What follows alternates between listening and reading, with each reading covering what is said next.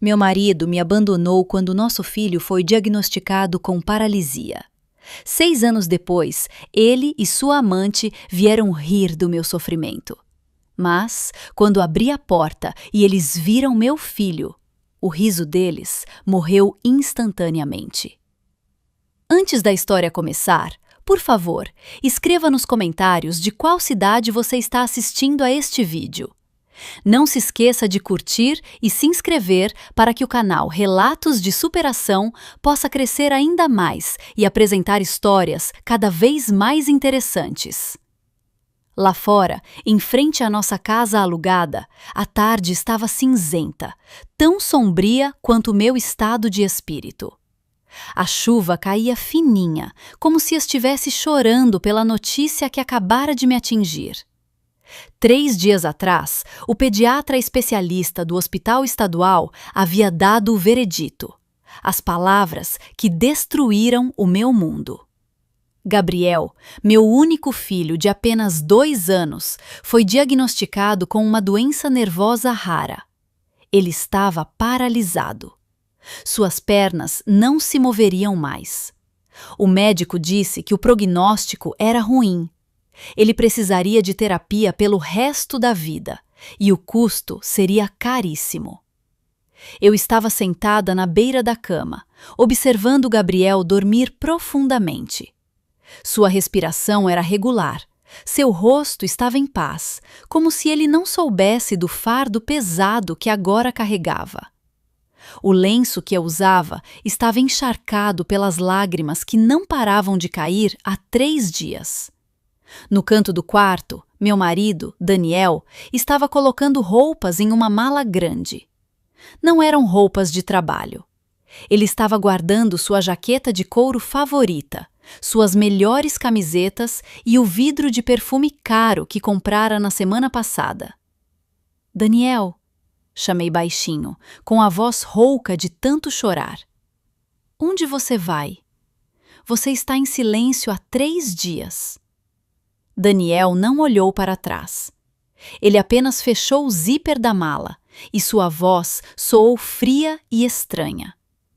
Eu vou embora, Isabel. Não aguento mais. Meu coração parecia estar sendo esmagado. Embora? Para onde, Daniel? Temos que conseguir dinheiro para a terapia do Gabriel. O médico disse que se dane o médico, interrompeu ele. Daniel se virou, seus olhos fixos em mim. Mas não era o olhar de um marido para sua esposa. Era o olhar de um estranho, cheio de ódio. Eu estou farto, ouviu? Farto.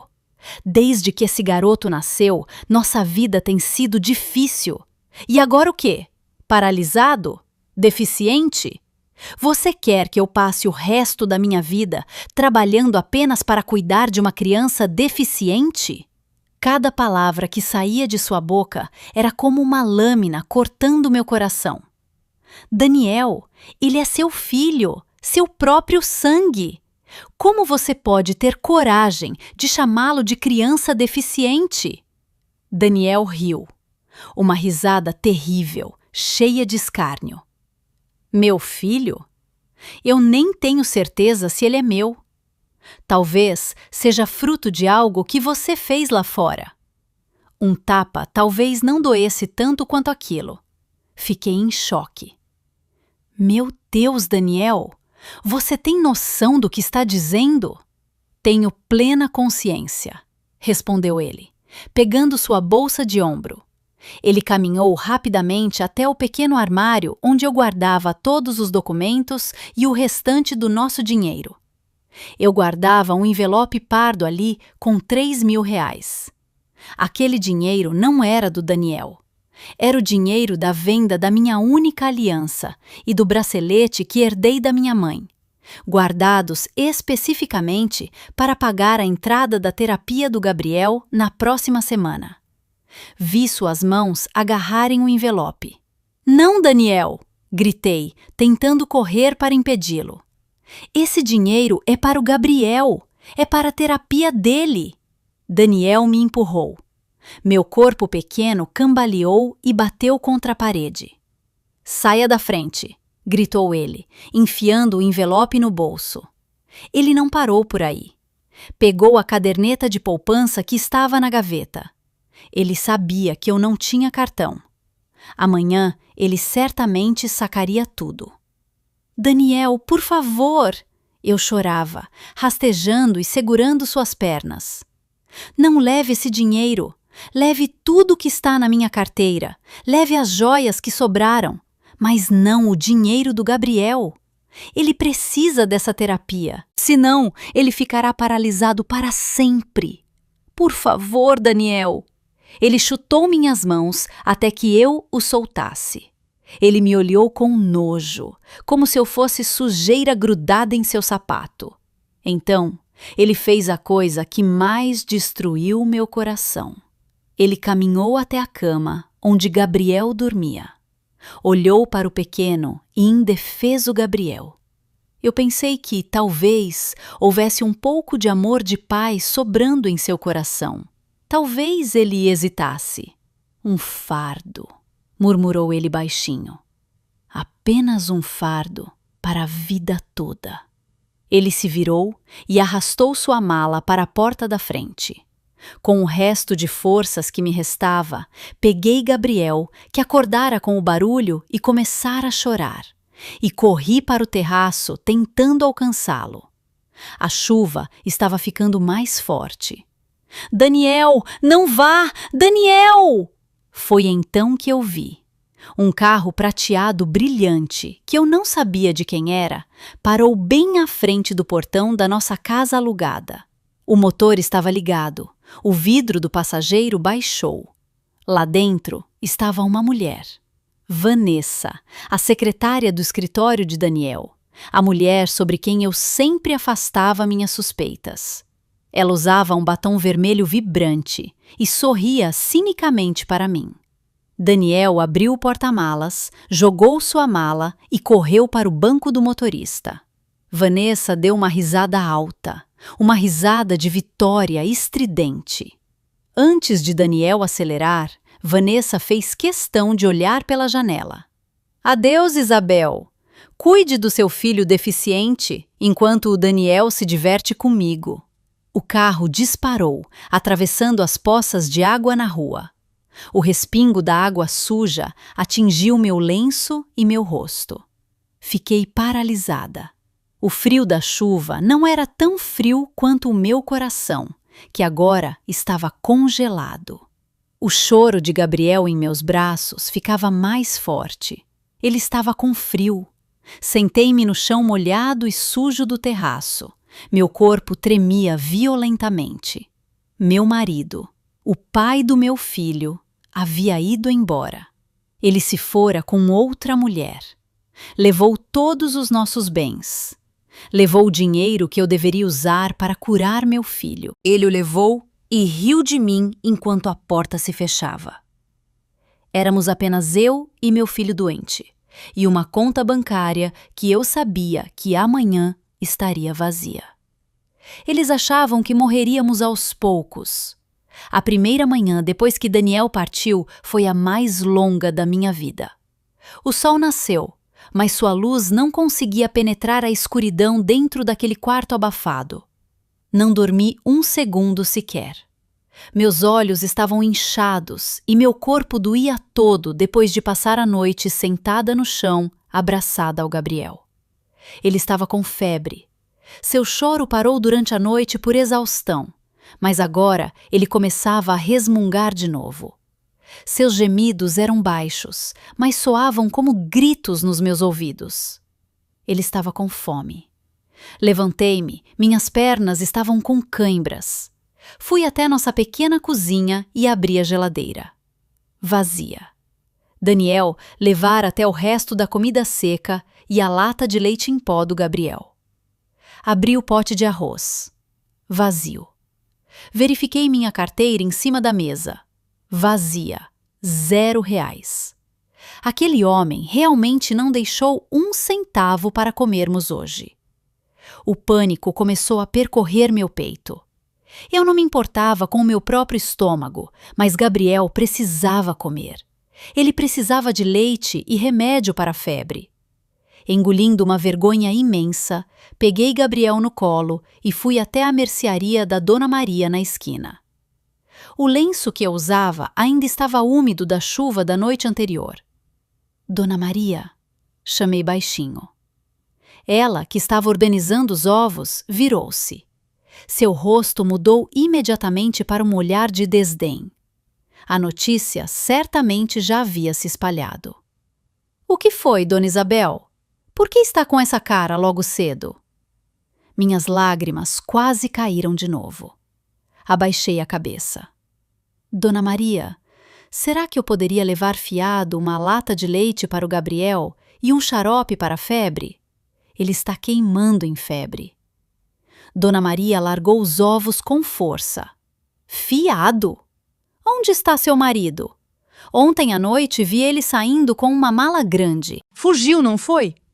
Uma vizinha ao lado, que comprava tempero, comentou: Meu Deus, fugiu mesmo! Deixou ela sozinha! Que judiação! Meu rosto queimava. Puxei meu lenço com mais força. Eu prometo pagar, Dona Maria, assim que eu tiver o dinheiro. Dona Maria bufou. Todo mundo diz isso. Mas ela acabou pegando uma lata de leite e uma cartela de paracetamol. Aqui. Se na semana que vem não pagar, vou reclamar com o dono da vila. Obrigada, Dona Maria, muito obrigada, eu disse enquanto me apressava em sair, incapaz de suportar os sussurros atrás de mim. Uma semana se passou como se estivéssemos no inferno.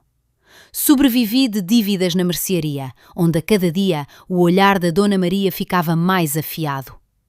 Tentei procurar emprego, mas quem aceitaria uma mãe com um filho paralisado que precisava ser carregado o tempo todo? Exatamente no 7º dia, meu pesadelo se tornou realidade. A porta da casa foi esmurrada. Não por Daniel, mas pelo Sr. Carlos, o proprietário, junto com o líder comunitário.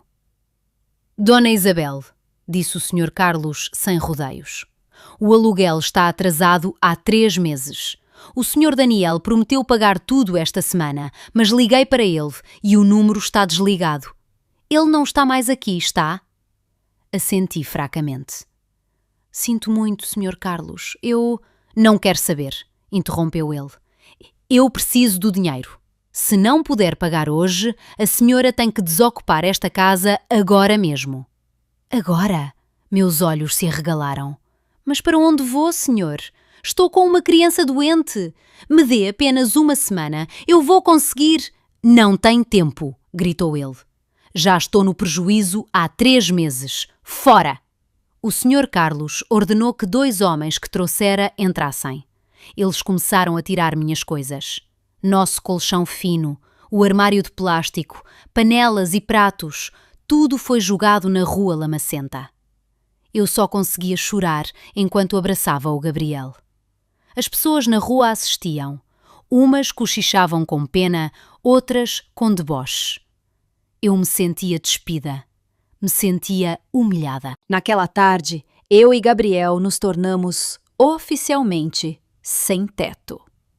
Sentamos na beira da estrada, ao lado da nossa pilha de pertences. Quando a noite caiu e o ar esfriou, peguei Gabriel, levei uma mochila com nossas roupas e caminhei, sem rumo. Parei em uma pequena capela. Naquela noite, dormimos no pátio frio da capela, sobre papelões que encontrei no lixo. No dia seguinte, eu precisava me levantar. Eu não podia morrer. Gabriel não podia morrer. Deixei o Gabriel por um momento com a zeladora da capela, uma senhora idosa que ficou com pena. Caminhei pelo mercado, perguntando a qualquer um: Tem algum trabalho, senhora? Qualquer coisa. Posso lavar, passar, limpar. Após dezenas de recusas, o dono de um restaurante de comida caseira finalmente me deu uma chance.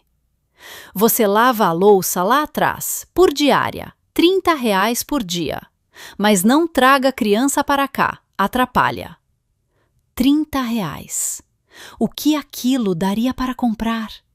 Mas eu aceitei. Encontrei uma solução. falei com a zeladora da capela e ofereci metade do meu salário, R$ 15, para ela cuidar do Gabriel de manhã até à tarde. A senhora aceitou. Assim começou minha rotina. Acordava às 4 da manhã, rezava, preparava o Gabriel. Às 5, corria para o mercado para lavar montanhas de pratos sujos, com cheiro de gordura e restos de comida. Minhas mãos, que antes eram finas, começaram a ficar com bolhas e feridas.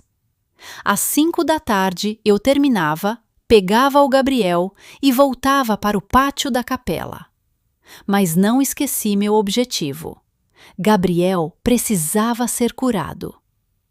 Com o restante de R$ 15 por dia, economizei obstinadamente. Comia apenas os restos de comida do restaurante que me permitiam levar para casa. Depois de 2 semanas, juntei algum dinheiro. Ouvi dizer no mercado que havia um terapeuta de nervos e articulações no bairro vizinho, chamado Senhor Ricardo. Ele não era médico, mas diziam que era muito talentoso e cobrava pouco. Carreguei o Gabriel e caminhei 5 quilômetros sob o sol escaldante até aquele bairro. O lugar do Senhor Ricardo era apenas uma casa de madeira simples. Havia fila. Quando chegou a vez do Gabriel, o Senhor Ricardo, um homem idoso e magro, mas com mãos firmes, examinou as pernas do menino. Já estão atrofiadas, senhora. Os nervos não se movem há muito tempo. Precisam ser despertados, disse ele com um sotaque forte. Então, sem aviso, ele começou a massagear e mover à força as pernas do Gabriel. Gabriel deu um grito terrível, um grito de dor que eu nunca ouvira antes. Saltei, querendo pará-lo. Senhor, devagar, meu filho está sofrendo. O senhor Ricardo me olhou fixamente. Aguente, mãe. Se você não aguentar, este menino nunca vai andar. Estes nervos precisam ser forçados a viver de novo. Gritar é bom. Significa que ele ainda sente. O senhor Ricardo continuou a terapia. Gabriel gritava, chorava, chamava por mim. Cobri minha boca com a ponta do lenço, segurando o choro para não desabar com ele. Minhas lágrimas caíam sobre o Gabriel. Vi os rostos de Daniel e Vanessa rindo na minha mente. Gabriel precisa ser curado. Gabriel precisa ser curado, sussurrei para mim mesma. 30 minutos pareceram 30 anos. Quando terminou, Gabriel estava exausto e sem voz, dormindo em meus braços de tanto chorar. 3 vezes por semana, senhora. Não pare. É uma luta difícil, disse o senhor Ricardo. Voltei para casa a pé, carregando Gabriel adormecido. Minhas costas pareciam que iam quebrar. Meu coração estava despedaçado pelos gritos do meu filho. Mas dentro daquela dor cresceu algo. Uma determinação de ferro. Naquela noite, no pátio da capela, massageei as pernas do Gabriel novamente, imitando os movimentos do senhor Ricardo. Gabriel voltou a chorar de dor. Eu chorei com ele. Mas minhas mãos não pararam. Eles disseram que ele nunca se moveria, mas eu vou lutar contra o destino. Vou fazê-lo andar, nem que seja com meu sangue e minhas lágrimas. 2 anos se passaram. 2 anos que pareceram 20. Nossa vida mudou um pouco, mas não ficou fácil. Não dormíamos mais no pátio da capela. Depois de 6 meses trabalhando freneticamente no restaurante, além de lavar e passar roupas para os vizinhos da capela, consegui juntar dinheiro suficiente para alugar um quartinho de 3 por 3 metros em um beco estreito e úmido. Aquele era o nosso castelo. As paredes eram de compensado fino. O telhado de zinco fazia um barulho ensurdecedor quando chovia. E o chão era apenas cimento bruto. Dormíamos em um colchão dobrável fino. No canto havia um fogão de uma boca e pilhas de roupas para passar que nunca terminavam. Mas o lugar tinha uma porta que podia ser trancada.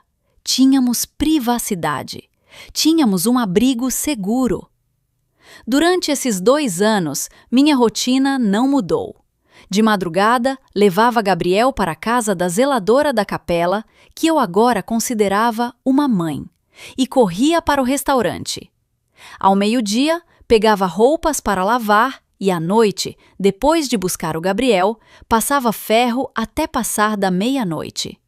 E a terapia? Nunca perdemos uma sessão com o Sr. Ricardo.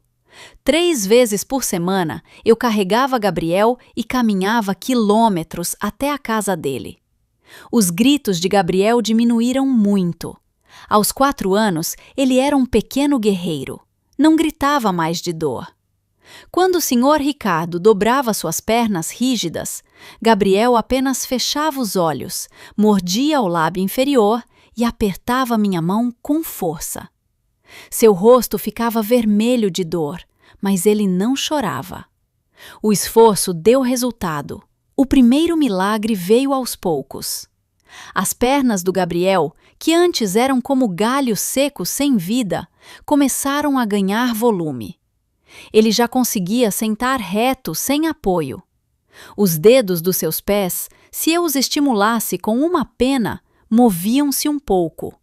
E o mais importante, seus braços e mãos tornaram-se muito fortes. Ele os usava para arrastar o corpo pelo nosso chão de cimento, mas eu vi algo mais. Gabriel era uma criança inteligente, muito inteligente.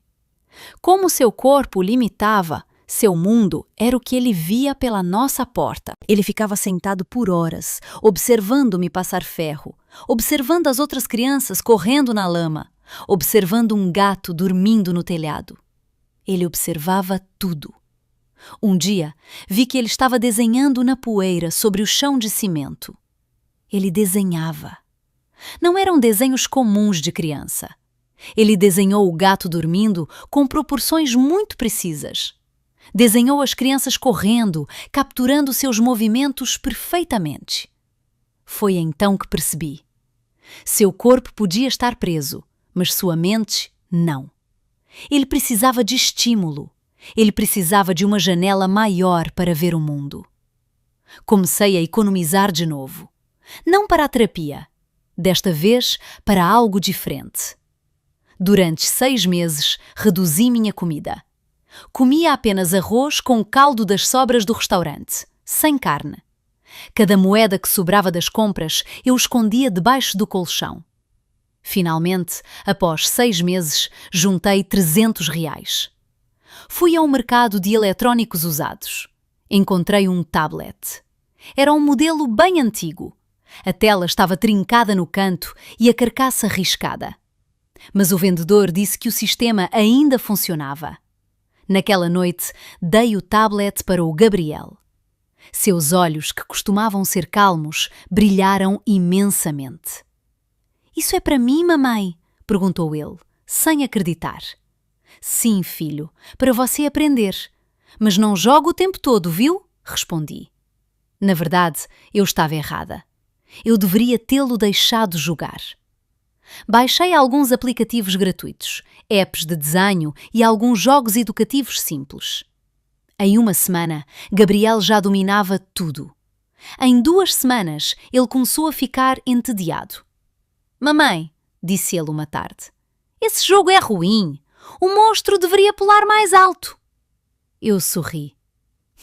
"Pois bem, Gabriel, faça você mesmo um jogo melhor." Eu disse brincando, mas Gabriel levou a sério. "Como se faz, mãe?" Fiquei em silêncio. Eu, uma lavadora de pratos que só tinha o ensino médio, o que eu sabia sobre criar jogos? Mas vi a seriedade em seus olhos. Naquela noite, depois que Gabriel dormiu, fui para a capela. Não para dormir, mas para usar o Wi-Fi gratuito de lá. Sentei no pátio, no frio, digitando no tablet do Gabriel: "Como criar jogos para crianças." Encontrei um aplicativo, uma ferramenta de programação visual simples, onde era preciso apenas arrastar e organizar blocos de comandos. Baixei para o Gabriel. A partir daquele dia, Gabriel encontrou seu mundo. Ele ficava sentado de pernas cruzadas no colchão, seus dedos pequenos e fortes movendo-se ágeis sobre a tela trincada. Ele mergulhava por horas. Não apenas desenhava, fazia seus desenhos se moverem. Criava personagens e lhes dava comandos. Murmurava sozinho. Errado, se ele tocar nisso, deve voltar ao início. Não morrer. Eu o observava pelo canto do olho enquanto passava ferro. Eu não entendia o que ele estava fazendo, mas via um foco extraordinário. Vi fogo em seus olhos. Então, certa noite, o segundo milagre aconteceu. Era noite de terapia. As pernas de Gabriel estavam muito rígidas. O Sr. Ricardo disse que era uma fase de bloqueio muscular, onde o músculo resiste antes de finalmente ceder. Gabriel sentia muita dor naquele dia. À noite, eu massageava suas pernas com óleo, como de costume. Vamos, filho, lute contra a dor, mova-se. Gabriel consegue, eu sussurrava, segurando o choro ao vê-lo sofrer. Gabriel segurava o tablet com uma das mãos. Ele estava trabalhando em seu projeto de jogo simples, um personagem quadrado que deveria pular obstáculos de outros quadrados. Mas ele estava travado. O comando de pulo não funcionava. O personagem não pulava. Ele olhava para o tablet com frustração. Seu rosto estava vermelho. Ao mesmo tempo, ele segurava seu tornozelo, estimulando-o. Mova-se, Gabriel! Vamos, filho! Está difícil, mãe! Gritou Gabriel, frustrado. Eu não sabia se ele estava frustrado pelas pernas ou pelo jogo. Gabriel consegue. Mamãe sabe que você consegue. Vamos! Insisti. Gabriel deu um grito alto, fechou os olhos e usou toda a sua força. Naquele exato segundo, duas coisas aconteceram ao mesmo tempo. Na tela do tablet, o quadrado pulou perfeitamente sobre o obstáculo. Gabriel encontrara a combinação certa de comandos. E sob minha mão, sua perna direita deu um chute. Não foi um chute forte, apenas um movimento brusco e rígido. Mas foi um movimento consciente. Ele a moveu. Eu congelei. Minhas mãos tremiam. Gabriel abriu os olhos. Ele olhou para a tela do tablet que funcionara e depois para as pernas. Olhou para mim. Mamãe, sussurrou, confuso. Minha perna se mexeu. Eu não consegui me segurar mais. Soltei o tablet na cama e abracei Gabriel. Chorei compulsivamente. Não era um choro de tristeza, era um choro de vitória. Gabriel conseguiu, filho! Gabriel vai andar! Meu Deus! Naquela noite, Deus me deu 2 milagres de uma vez. Ele começou a dar vida às pernas do meu filho e, ao mesmo tempo, mostrou-me que dentro da cabeça do meu filho havia um diamante. Aquele acontecimento mudou tudo. O ar naquele quarto abafado agora estava cheio de esperança. Não éramos mais apenas vítimas sobrevivendo. Éramos uma equipe lutando para vencer. Percebi que tinha 2 grandes tarefas. Primeiro, curar o físico de Gabriel. Segundo, facilitar sua mente. O fato de a perna de Gabriel ter conseguido dar aquele solavanco era o começo. O Sr. Ricardo ficou radiante quando contei. É um bom sinal, Dona Isabel. Os nervos estão conectados. Agora entramos na fase de treinamento, não mais de imposição. A terapia tornou-se mais intensa. O Sr. Ricardo me ensinou a fazer um andador simples de bambu. Todos os dias eu treinava o Gabriel. Eu o segurava por trás, forçando-o a apoiar os pés no chão de cimento. Ele caía, levantava, caía de novo. Seus joelhos ficavam roxos e sangravam. Suor e lágrimas se misturavam. Gabriel, agora com 5 anos, começou a reclamar. Dói, mãe, o Gabriel está cansado. Só mais um pouco, filho, dizia eu, limpando o suor da sua testa. Quando você puder andar, poderá fazer um jogo sobre um herói que cai 100 vezes, mas levanta 101 vezes. Vai ser incrível! A motivação funcionou. Gabriel assentia, limpava as lágrimas e dizia: Vamos de novo, mãe! Enquanto seu físico era forjado, sua mente se desenvolvia intensamente. Aquele tablet quebrado não era mais suficiente. Seus dedos eram rápidos demais para a tela lenta. Ele precisava de um notebook. Onde eu conseguiria um notebook? Custavam milhares de reais. Tomei uma decisão louca. Vendi minha última joia. Um pequeno brinco de ouro, a única lembrança da minha mãe que eu havia escondido de todos. Vendi por R$ 900. Levei o dinheiro a uma loja de eletrônicos usados. Consegui um notebook velho, muito velho. Grosso, amarelado e com tela pesada. Mas tinha um teclado. Quando Gabriel viu o notebook, foi como se visse um tesouro. Obrigado, mamãe, disse ele, sem tirar os olhos do aparelho. Ali começou minha segunda tarefa.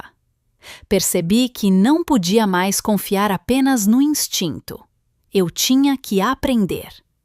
Todas as noites, depois que Gabriel dormia exausto do treino e após terminar a última pilha de roupas, eu não dormia. Ia para a capela. À 1 da manhã, no pátio silencioso da capela, cercada por mosquitos, ligava o notebook velho e conectava ao Wi-Fi gratuito. Minhas mãos grossas por causa do sabão e do calor do ferro começaram a aprender a digitar. Eu estudava, lia todos os artigos que encontrava. O que eram assets de jogos? O que era pixel art? O que era design gráfico? Onde se vendia trabalhos digitais? O que era freelancer, portfólio, PayPal? Aprendi inglês básico com dicionário online. Palavras como buy, sell, client, payment, project. Anotava tudo em cadernos usados. Eu era uma dona de casa que se tornou CO da noite para o dia. A CO de uma empresa de um só funcionário. Meu filho. Durante o dia, quando Gabriel não estava na terapia, ele sentava na frente do notebook velho. Comprei para ele papel e lápis de cor baratos. Desenhe primeiro no papel, filho. Pense em algo bom. Depois, coloque no computador. E Gabriel desenhava. Desenhava cavaleiros, dragões, monstros, árvores mágicas e castelos. Seus desenhos tinham um estilo único, simples, em bloquinhos, que depois soube chamar-se pixel art, mas eram muito detalhados e cheios de personalidade. Este é o Cavaleiro de Fogo, mãe, dizia ele, mostrando o desenho. A espada dele solta fogo, mas a fraqueza dele é a água. Lindo, filho! Agora tente criá-lo em 3 movimentos, parado, andando e atacando. Eu dizia, repetindo o que lera nos artigos sobre criação de assets para iniciantes. Gabriel trabalhava nisso. Com paciência, desenhava quadrado por quadrado em um programa gratuito que baixei. 2 meses depois, tínhamos nosso primeiro portfólio. Um conjunto de personagens, o Cavaleiro de Fogo com 10 movimentos, um conjunto de monstros de caverna com 5 variações e um conjunto de tesouros e moedas. Agora, a parte mais difícil, vender. Naquela noite, no pátio da capela, criei uma conta em um site especializado onde desenvolvedores independentes compram e vendem artes. Usei o nome Isabel Design. Postei o trabalho do Gabriel Estava nervosíssima. Como definir o preço? Olhei os trabalhos de outras pessoas. A média era $10.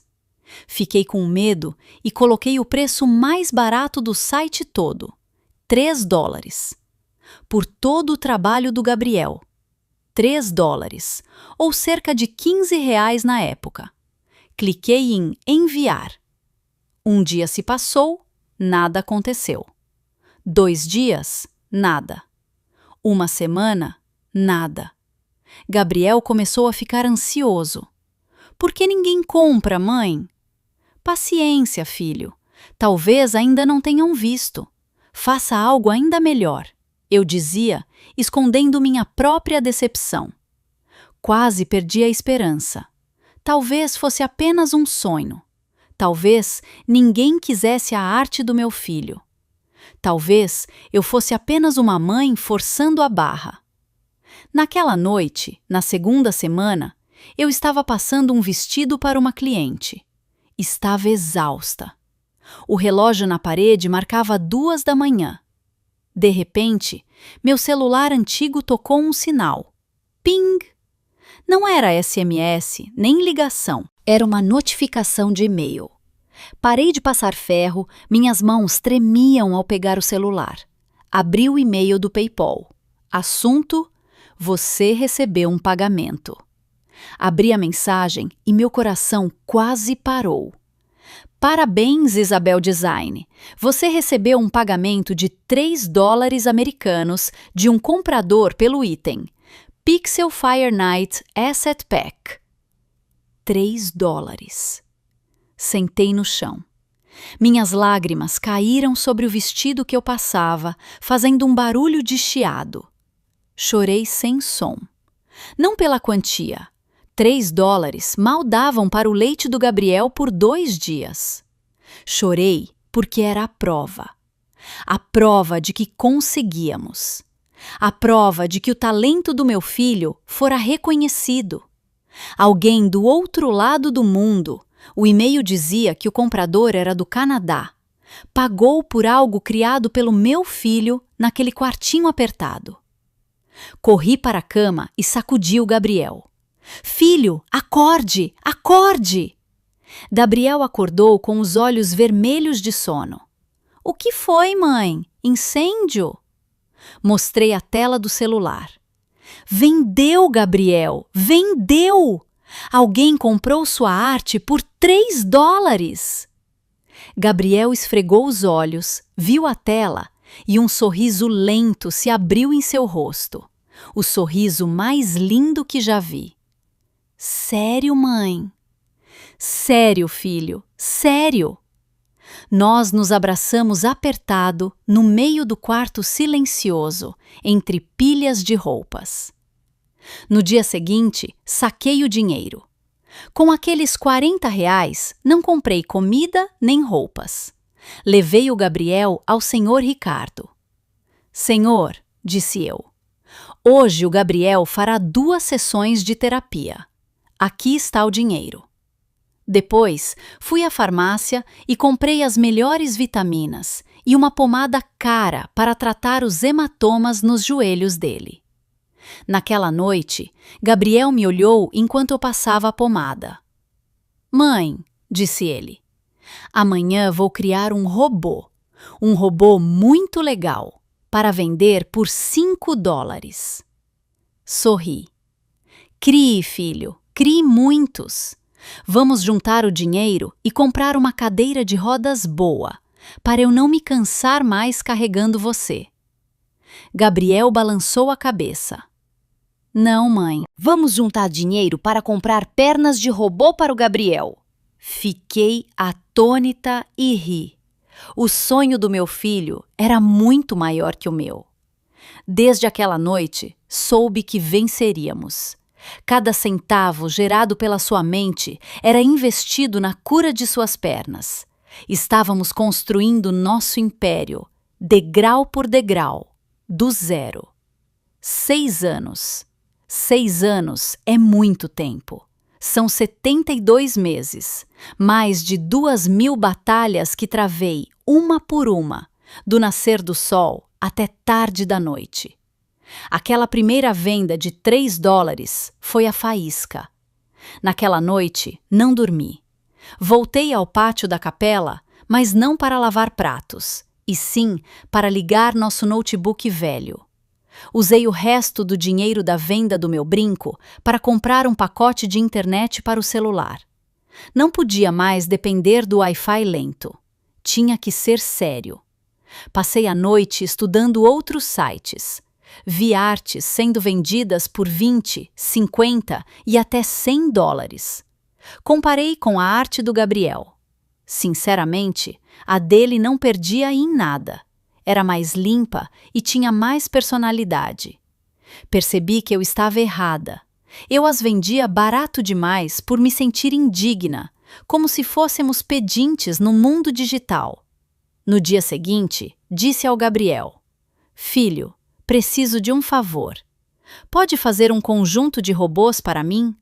Robôs vilões e robôs heróis, com armas." Gabriel, que descansava do treino de caminhada, assentiu entusiasmado. "Pode deixar, mãe. Já tive uma ideia." Durante uma semana inteira, Gabriel trabalhou como um profissional. Esboçava no caderno, apagava, redesenhava e passava para o computador. Trabalhava com um foco assustador para sua idade. Criou 5 vilões, 2 heróis, 10 tipos de armas e 5 cenários de arena. Chamou de pacote Guerra Cibernética. Naquela noite, postei. Minhas mãos tremiam ao digitar o preço. Não eram mais $3. Digitei $50. Quase R$ 700 na época. Achei que estava louca, que era caro demais. Fechei o notebook e tentei dormir. Não consegui. Na manhã seguinte, a notificação chegou. Você recebeu um pagamento de $50 americanos. Fiquei sem forças. Funcionava. Éramos dignos. Mas o milagre não foi esse. O milagre veio uma hora depois, em um novo e-mail do comprador. Ele não era anônimo. Identificou-se como Mark Johnson, desenvolvedor principal da Star League Games. O e-mail estava em inglês. Li devagar, traduzindo cada palavra. Prezada Isabel Design, acabo de comprar seu pacote Guerra Cibernética.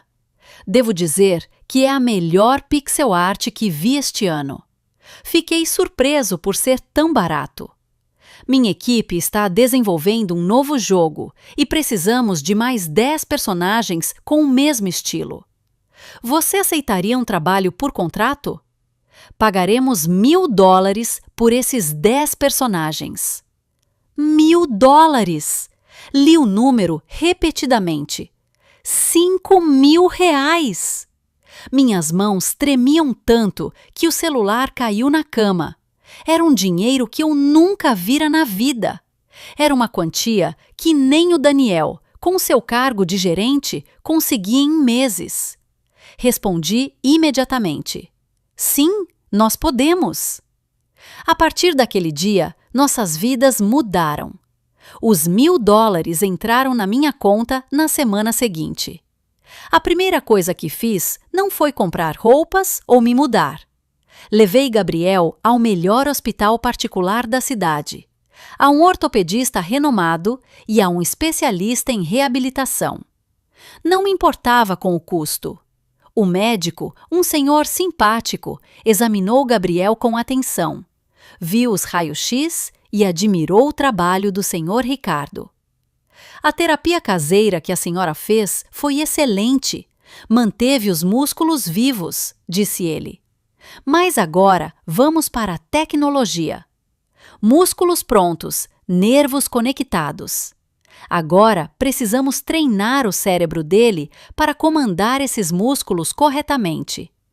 Ele precisa de fisioterapia profissional 3 vezes por semana, melhor nutrição e disso aqui. O médico mostrou o desenho de um aparelho. Isto é uma órtese personalizada. Vai ajudar a sustentar o tornozelo dele enquanto ele aprende a pisar. Era caríssimo, mas respondi na hora. Eu quero, doutor. Quando ele começa? A segunda prioridade foi nosso equipamento de trabalho. Fui a uma loja e escolhi um notebook potente e uma mesa digitalizadora profissional para Gabriel desenhar direto no computador. Nosso quartinho parecia estranho. De um lado, pilhas de roupas e o fogão velho. Do outro, tecnologia de ponta. Gabriel era incansável. De manhã, fazia a fisioterapia dolorosa e aprendia a pisar com a órtese. Chorava, mas não desistia. À tarde, sentava no notebook novo, desenhando e projetando. O contrato de $1.000 foi concluído em 2 semanas. O cliente, Mark, ficou tão satisfeito que nos deu um bônus de $200 e um novo contrato, desta vez de $3.000. Isabel Design começou a ser conhecida na comunidade de jogos independentes. Clientes vinham do Canadá, Alemanha, Japão. Eles não sabiam que a Isabel Design era um menino gênio de 6 anos e uma mãe lavadora de pratos. Sabiam apenas que o trabalho era de alta qualidade e pontual. Eu, por outro lado, evoluí. Não era mais apenas uma lavadora. Tornei-me gerente de projetos, negociadora. Aprendi contabilidade básica, gestão de tempo e estudei inglês a sério. Após 6 meses, nossa renda estava estável, muito estável. Naquele dia, tomei uma decisão. Fui ao restaurante. Patrão, disse ao dono, hoje é meu último dia lavando louça. Também devolvi as roupas das clientes. Vou me mudar. Eles acharam que eu estava louca. Uma semana depois, eu e Gabriel nos mudamos para uma casa em um condomínio limpo, com 2 quartos e quintal. Era nosso novo castelo. E ali, aos 7 anos, Gabriel finalmente deu seus primeiros passos sem ajuda. Eu cozinhava quando ouvi o fisioterapeuta gritar de alegria na sala. Corri e o vi.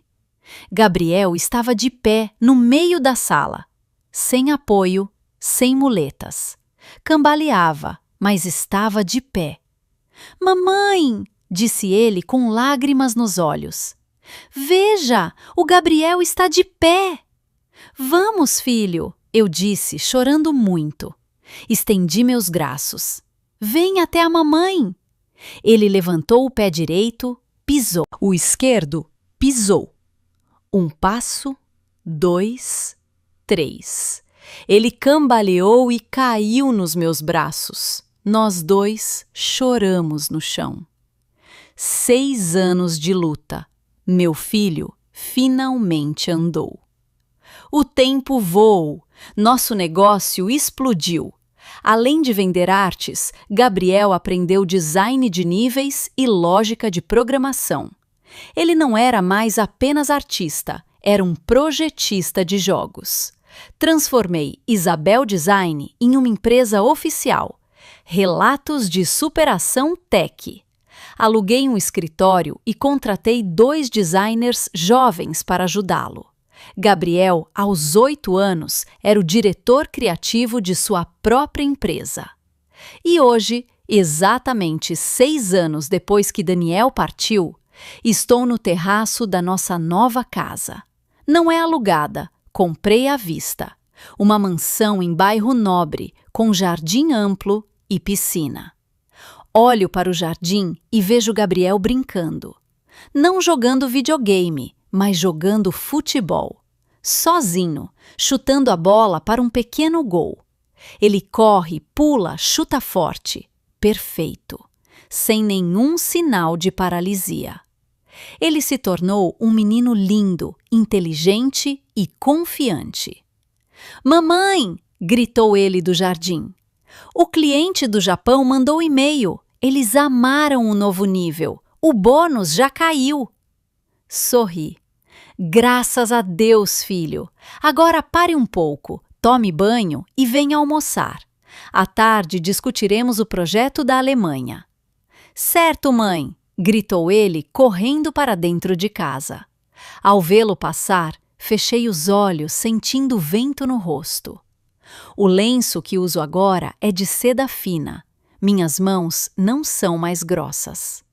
Nossa vida é perfeita, sucesso e amor. Mas hoje, o demônio do passado decidiu voltar. A campainha tocou. Fui à sala e olhei o monitor do interfone. Na tela, vi duas figuras, um homem e uma mulher. Pareciam mais velhos, mais magros e exaustos. Mas eu os reconheceria até no inferno. Daniel e Vanessa. Esperei 6 anos por este momento. Meu coração batia forte, não de medo, mas pela vingança que estava pronta para ser cobrada. Estou pronta. Observei o monitor por alguns segundos. O mundo parecia parar. O som da risada do Gabriel vindo do banho ficou distante. Só ouvia meu coração como um tambor de guerra. Na tela, Daniel parecia inquieto. Ajustava o terno, que parecia grande demais para seu corpo agora magro. Seu cabelo estava ralo. Parecia velho. Ao lado dele, Vanessa cruzava os braços. Maquiagem pesada, tentando esconder que a riqueza a deixara. Seu vestido vermelho parecia brega diante do meu portão elegante. Eram exatamente como imaginei. 2 perdedores. Daniel ia tocar o interfone de novo quando apertei o botão. Quem é? Perguntei. Minha voz soou fria e calma. Eles se assustaram e se olharam. Isabel, sou eu, Daniel. Fiquei em silêncio, deixando-os na incerteza. O que você quer? Nós só queríamos fazer uma visita. Isabel, faz tanto tempo. Soubemos que você mora aqui. Podemos entrar? Uma visita. Que palavra suja saindo da boca dele. Gabriel! Gritei para dentro de casa. Fique no quarto, filho. Use o computador. A mamãe tem uma visita rápida. Tá bom, mãe! Gritou ele. Eu não queria que Gabriel os visse ainda. Isso era comigo. Apertei o botão do portão. O portão automático se abriu com um chiado suave. Pela tela, vi a expressão deles. Choque. Certamente não esperavam que eu morasse em uma casa com portão automático. Deviam achar que eu era amante de algum homem rico. Desliguei o monitor. Não precisava vê-los caminhar, que aproveitassem o trajeto da humilhação até a minha porta. Fiquei atrás da porta de madeira maciça de 3 metros. Respirei fundo. Não era mais a Isabel que chorava no chão da casa alugada, nem a lavadora de pratos. Era a Isabel, presidente da Relatos de Superação Tech, mãe de um gênio. Ouvi seus passos hesitantes no mármore do terraço. A campainha tocou. Abri a porta de par em par. Ficamos frente a frente após 6 anos. O rosto de Daniel me encarava. Sua mandíbula travou.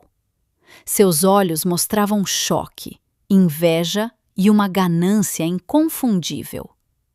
Vanessa me olhava de cima a baixo. Meu lenço de seda, minha blusa elegante, minha saia longa.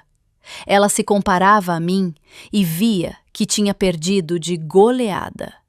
Isabel, disse Daniel, tentando um sorriso forçado. Você está diferente.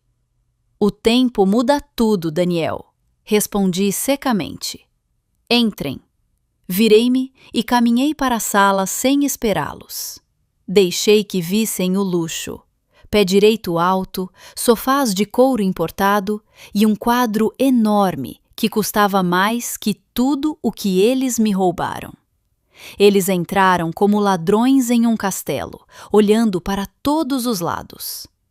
Meu Deus, sussurrou Vanessa, mas eu ouvi. Essa casa, Daniel, o marido dela deve ser riquíssimo. Eles sentaram no sofá de forma sem jeito. Então, eu disse, sentando-me em uma poltrona à frente deles, com as mãos calmas no colo. Depois de 6 anos, o que traz vocês aqui? Não parece uma visita de cortesia?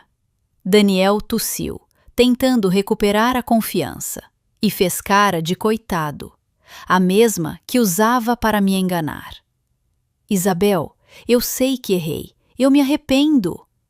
Arrepende-se de quê? De ter me deixado? Ou de ter me deixado antes de eu ficar assim? Perguntei. Daniel se assustou com minha risidez. Não é isso. Nossa vida não foi boa. Vanessa ficou doente. Meus negócios faliram. Vocês faliram, completei. Não era uma pergunta. O rosto de Vanessa ficou vermelho. O que quer dizer com isso? Estamos bem, gritou ela. Sorri levemente. Ah, é? Então por que aquele sedã que vocês usaram para fugir está estacionado lá fora com um adesivo de busca e apreensão no vidro? O rosto de Daniel empalideceu. Vanessa emudeceu. Não sabiam que eu vira tudo pelas câmeras. A máscara caiu. Precisamos de ajuda, Isabel, admitiu Daniel com voz de mendigo. Soubemos que você teve sucesso. Você casou de novo, não foi? Seu marido deve ser importante. Certamente ele não sabe do problema do... Você sabe. Vanessa completou. Ele não sabe que você tem um filho, daquele jeito. Foi por isso que viemos. Ali estava um momento. Eles morderam a isca. Então, vieram aqui para extorquir meu suposto marido? Perguntei calmamente. Não é extorsão, disse Daniel rápido. Digamos que seja um pagamento pelo nosso silêncio. Nos dê um pouco de dinheiro e iremos embora. Não atrapalharemos sua vida perfeita, nem contaremos ao seu marido que ele casou com uma viúva que tem um filho. Filho o quê? Interrompi. Daniel sorriu maliciosamente, achando que tinha vantagem. Vamos, Isabel. Seu marido rico não vai querer esse fardo. Ele não sabe sobre... Daniel parou e inclinou-se para a frente com o mesmo olhar de desprezo de 6 anos atrás. Riu baixo. Como vai aquele estrupício deficiente? A risada de Daniel ecoou pela sala ampla. A mesma risada de 6 anos atrás. Eu o olhei fixamente, sem piscar. No passado, aquilo me destruiria. Mas hoje, a risada soava patética. Por que o silêncio, Isabel? Vanessa provocou, rindo também. Seu marido rico teria vergonha de um enteado aleijado. Por isso você o esconde, não é? Onde ele está? No quartinho dos fundos ou no orfanato? Aposto que disse ao seu marido que o garoto morreu. Confesse. É mais fácil assim do que explicar que você tem uma vergonha em casa. Cada palavra era combustível que eles jogavam sobre si mesmos. Eu apenas segurava o fósforo.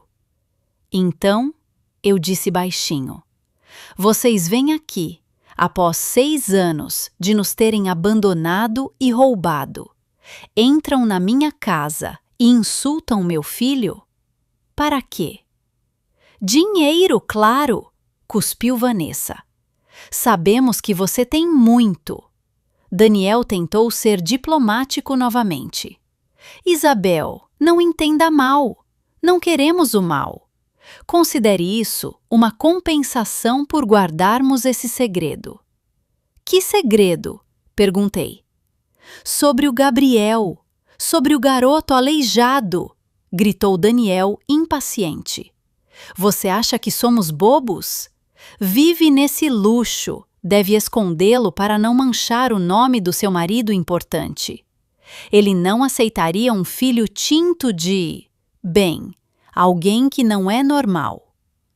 Nos dê 500 mil reais. É pouco para você. Dê-nos isso e sumiremos. Fingiremos que o garoto nunca existiu e seu marido nunca saberá. 500 mil. Antigamente, 3 mil reais eram a vida do meu filho. Agora, ele pedia 500 mil como quem pede troco. 500 mil. Repeti e sorri. Um sorriso frio que fez o riso deles morrer. Eles perceberam que algo estava errado. Minha reação não era de medo. Por que você está sorrindo? Vanessa perguntou desconfiada. Sorro porque vocês não mudaram nada. Continuam burros, gananciosos e cegos. Cale a boca, gritou Daniel, levantando-se com raiva. Viemos em paz, não seja petulante. Onde está o Gabriel? Cadê ele? Vanessa levantou-se também, olhando para o corredor. Vou ver eu mesma. Vou tirar fotos e mostrar ao seu marido o segredo podre que você guarda. Vanessa começou a caminhar. Parem, eu disse. Uma única palavra dita com autoridade total. Ela parou.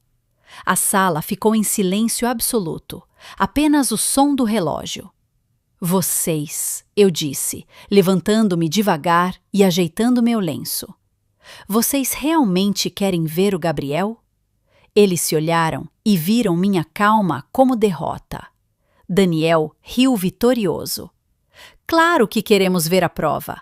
Queremos ver o estrupício, se ainda está vivo ou se já apodreceu no quarto. Apodreceu. Aquela foi a última pá de terra no destino deles. Olhei para Daniel. Tudo bem, podem vê-lo. Mas ele não está no quarto dos fundos. Onde então? Vanessa perguntou cínica. Apontei para a escada de mármore no canto da sala. Lá em cima, no escritório dele. Escritório? Vanessa riu. Trabalha com o quê? Dobrando caixas de remédio? Não respondi. Caminhei para a escada. Sigam-me. Meus passos eram silenciosos no tapete caro, enquanto os deles soavam pesados e incertos. Subimos a escada. No andar de cima havia um longo corredor. Parei na última porta, de madeira maciça. Tem certeza que querem vê-lo? Depois disso, não haverá volta. Chega de conversa, Isabel. Abra logo, ordenou Daniel. Assenti. Girei a maçaneta e empurrei a porta. Eles entraram na frente, com o deboche pronto nos lábios. Esperavam um cenário deplorável. Um quarto escuro, cheiro de remédio e um corpo minguado na cama. Em vez disso, o riso morreu na garganta. Suas bocas se abriram, olhos arregalados. Não entraram num quarto de doente. Entraram em uma base futurista. A sala era imensa, com paredes de vidro revelando a vista da cidade. Estantes cheias de livros, prêmios emoldurados e coleções caras. No centro, uma mesa em L com equipamentos que eles nunca viram na vida. 3 monitores ultra-largos exibindo códigos complexos e artes em 3D. Um computador transparente com luzes neon, mesas digitais e microfones de estúdio. O que é isso? Sussurrou Vanessa tremendo. Este é o escritório do seu marido? Daniel não respondeu. Seus olhos estavam fixos na cadeira de gamer ergonômica no centro. Nela, um menino estava sentado de costas, usando fones de ouvido grandes, com os dedos voando sobre o teclado. Estava focado. Gabriel, chamei baixo. Ele não ouviu. Gabriel, chamei mais alto. Ele parou de digitar, tirou os fones e disse: Já vou, mãe, só um minuto. Ele girou a cadeira. Aquele foi o momento que esperei por 6 anos. O momento em que o tempo parou para Daniel e Vanessa. O que viram não foi um bebê paralisado. Viram um menino de 8 anos, lindo, limpo e inteligente. Olhar sereno, cabelo arrumado. Ele estava saudável e forte, e ele não estava em uma cadeira de rodas. Gabriel olhou para os dois estranhos com confusão e sorriu educadamente. Desculpe, mamãe, temos visitas? Sua voz era clara. O silêncio que se seguiu era palpável. O rosto de Daniel ficou branco como papel. Suas pernas tremiam tanto que ele teve que segurar no portal da porta. Suor frio escorria. Vanessa estava pior. Cobriu a boca com as mãos, olhos saltados de pavor. Não, não pode ser, balbuciou. Quem é esse? Perguntou Daniel com voz trêmula. Quem é esse menino, Isabel? Não brinque comigo. Deve ser filho do seu marido. Não! Gritou Vanessa. Ele se parece com você, Daniel, quando era jovem. Cadê o Gabriel? Gritou Daniel com voz quebrada. Cadê meu filho deficiente? Gabriel, ao ouvir o grito, assustou-se. Ele se levantou da cadeira. Ele ficou de pé. Caminhou por trás da mesa e veio em minha direção. Sem mancar, sem hesitar. Passos perfeitos. Ele parou ao meu lado e segurou minha mão. Mamãe, sussurrou. Por que esse senhor está gritando? Por que essa senhora está chorando? O golpe foi perfeito. Daniel olhava para as pernas de Gabriel. Olhava para ele em pé e depois para mim. Seu cérebro tentava processar o impossível. Gabriel, chamou num sussurro desesperado. Gabriel pode andar. Ele não só pode andar, Daniel, eu disse, com voz cortante como gelo. Ele pode correr, pular, andar de skate no jardim lá embaixo, ao lado da piscina. Olhei para meu filho. Gabriel, estes são o senhor Daniel e a senhora Vanessa. Voltei a olhá-los. Estes são Gabriel, meu filho. Como se não bastasse, uma notificação soou no computador dele. Uma voz em inglês disse: renderização completa. Projeto Tóquio pronto para envio. Gabriel correu para a mesa. Ah, que bom! Licença, mãe, preciso mandar isso para os clientes no Japão. Eles estão esperando. Ele clicou em enviar. Correndo. Clientes no Japão. Aquelas palavras foram os pregos no caixão deles. Eu não casei de novo, eu disse calmamente. Não tenho marido rico. Não precisei de homem nenhum para me salvar. Apontei para Gabriel, que sorria orgulhoso. Este aqui é a fonte da minha riqueza. Este é o meu marido rico. O menino que você chamou de deficiente, de fardo, e que deixou para apodrecer. Dei um passo à frente. Esta casa, o carro na garagem, a empresa, tudo é dele. Ele comprou com a mente dele, com os dedos dele, com o talento dele, enquanto eu curava as pernas que você disse que seriam inúteis. O rosto de Daniel desmoronou em um arrependimento negro e profundo. Ele não apenas descartou um filho, descartou uma mina de diamantes, um futuro bilionário que acabara de ver. Vanessa caiu sentada no chão, chorando histericamente, não de emoção, mas de inveja corrosiva. Não é possível, gemia Daniel, batendo na própria cabeça. Ele olhou para Gabriel com uma ganância desesperada. Meu filho, Gabriel, meu filho, o papai chegou! Daniel avançou um passo, mão estendida e trêmula. Ele não queria abraçar Gabriel, queria tocá-lo para ver se era real, para ver se tocá-lo lhe daria um pedaço daquele luxo. Gabriel, papai está aqui, filho. Eu voltei para você. Vanessa, no chão, olhava com ódio. Ódio de Daniel, de Gabriel e principalmente de mim. Ela percebeu que Daniel tentaria mudar de lado. Gabriel recuou instintivamente e segurou minha blusa. Ele não tinha medo, tinha nojo. Não toque nele, ordenei com voz baixa, mas mortal. Daniel parou. Saia de perto do meu filho. Isabel, ele é meu filho, gritou Daniel histérico. É meu sangue. Gabriel, filho, não ouça sua mãe, ela envenenou sua mente. O papai errou, mas eu vou compensar tudo.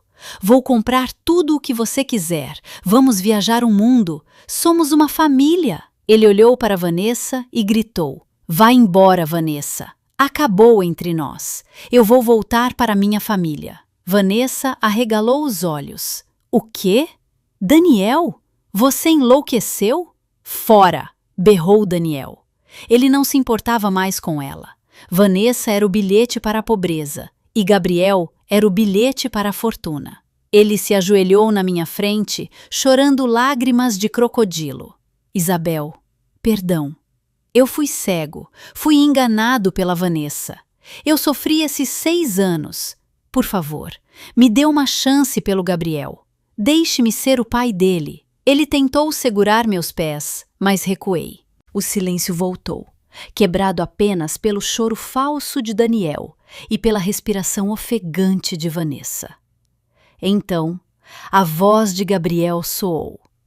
Ele soltou minha blusa, deu um passo à frente e encarou o homem no chão. Olhou para ele com uma curiosidade fria, como se analisasse um inseto estranho. Gabriel! Daniel viu uma brecha e seu rosto brilhou de esperança. Gabriel, meu filho! O Senhor não é meu pai, disse Gabriel com voz firme, muito maduro para seus 8 anos. A esperança de Daniel ruiu. O que você disse? Minha mãe disse que meu pai morreu há muito tempo. Morreu no dia em que roubou o dinheiro da minha terapia e me deixou para morrer. O rosto de Daniel se contorceu. Quem disse isso? Sua mãe? Ela mentiu! Eu ouvi, continuou Gabriel com voz firme e raivosa. Ouvi quando vocês chegaram. Eu estava no topo da escada e ouvi tudo. Ouvi o senhor rindo, perguntando do estrupício deficiente. O senhor disse que eu estava me arrastando no chão e que tinha apodrecido.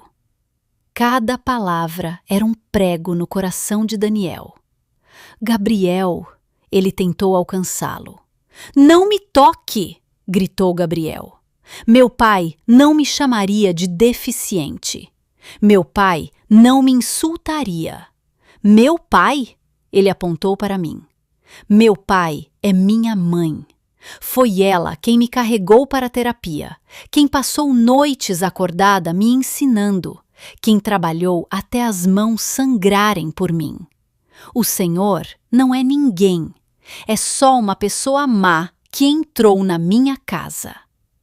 Daniel ficou mudo, destruído pelas palavras do filho que abandonara. Coloquei a mão no ombro de Gabriel. Ouviu ele, Daniel? Olhei para os 2 perdedores. Vocês vieram com um plano. Acharam que eu estava escondendo Gabriel como uma vergonha para extorquir 500 mil reais. Mas erraram tudo. Não há marido rico. Só eu e meu filho. Vocês o chamaram de fardo, mas ele é uma bênção. E vocês, apontei com desprezo. Vocês falam de dinheiro, de 500 mil, vestindo roupas baratas e fingindo sucesso. Eu sei que vocês estão falidos. O que roubaram de mim há 6 anos acabou em ostentação e investimentos furados. Eu sei que a empresa do Daniel faliu, que a Vanessa vende bolsas falsas para comer. Eu sei que aquele carro está sendo retomado. Vocês não vieram visitar, vieram mendigar. Essa é a verdade. A verdade nua e crua derrubou o resto da dignidade deles. Daniel começou a rastejar no mármore, segurando minha saia. Isabel, por favor, eu errei. Me dê um emprego, qualquer coisa. Serei seu motorista, seu jardineiro. Só não me expulse. Deixe-me ficar perto do Gabriel. Consertar? Interrompi. Você não conserta o que destruiu do propósito. Puxei minha saia. Ele percebeu que perdera tudo. O filho, a fortuna e o futuro. O arrependimento era físico e eu apreciei cada segundo. A chance acabou, Daniel. Acabou no momento em que você saiu por aquela porta rindo de uma criança paralisada. Mas ele é meu filho! Ele tentou o último argumento. Não é mais. Legalmente, talvez, mas no coração, não. Você vendeu sua paternidade por 3.000 reais e pela liberdade com sua amante. Virei as costas. Apertei o botão do interfone para a segurança. Segurança, venham ao 2º andar, escritório principal. Há 2 mendigos que entraram e estão nos incomodando. Por favor, retirem-nos da minha propriedade, agora. Ao ouvir a palavra mendigos, Vanessa explodiu. Mendigos? Você nos chama de mendigos? Sua janda metida! Você deve ter feito um pacto, usado feitiçaria para ficar rica. Ela avançou em mim. Gabriel gritou. Mamãe! Mas ela foi contida por 2 seguranças fortes que chegaram na hora.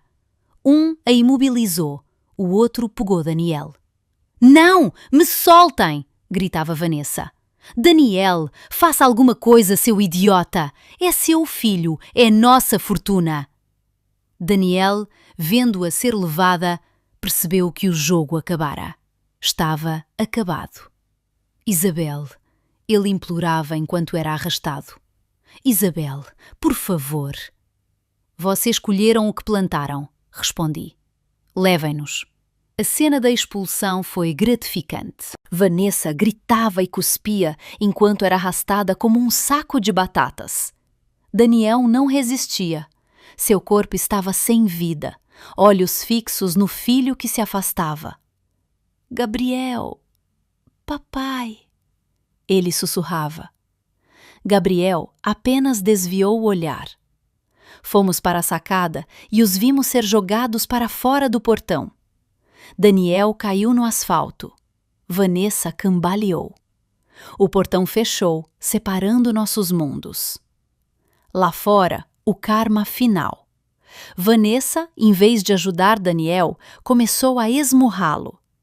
A culpa é sua, seu imprestável! Você disse que eu teria vida boa e agora perdi tudo porque você abandonou aquela mina de ouro. Acabou, Daniel, acabou! Ela cuspiu no rosto dele, ajeitou o vestido e saiu andando para chamar um táxi, deixando-o jogado no chão, sozinho, sem dinheiro e sem dignidade. Fechei a cortina. O show terminara. Voltei-me para o Gabriel e segurei seus ombros. Tudo bem, filho? Perdoe a mamãe por isso. Gabriel sorriu. O sorriso que curava qualquer ferida. Está tudo bem, mãe. Eles são pessoas más. Eu não tive medo. O que importa é que eu tenho você. Ele me abraçou apertado e eu senti o cheiro dele. Meu filho, meu guerreiro, meu tesouro. Mãe, disse ele voltando ao foco de gênio. Não terminei de contar do jogo novo. É sobre uma rainha guerreira que protege seu pequeno príncipe de monstros de sombra. Legal, né? Eu ri, uma risada pura. Incrível, meu amor. Conte tudo para a mamãe. Sentamos no sofá e ele começou a falar sobre design e magia. Minha mente voou para a porta da frente. Ela estava fechada, como há 6 anos. Mas desta vez fui eu quem a fechou. Ele me deixou com o que achava ser um fardo, mas esqueceu que um fardo cuidado com amor se torna força. E essa força é agora o seu maior arrependimento.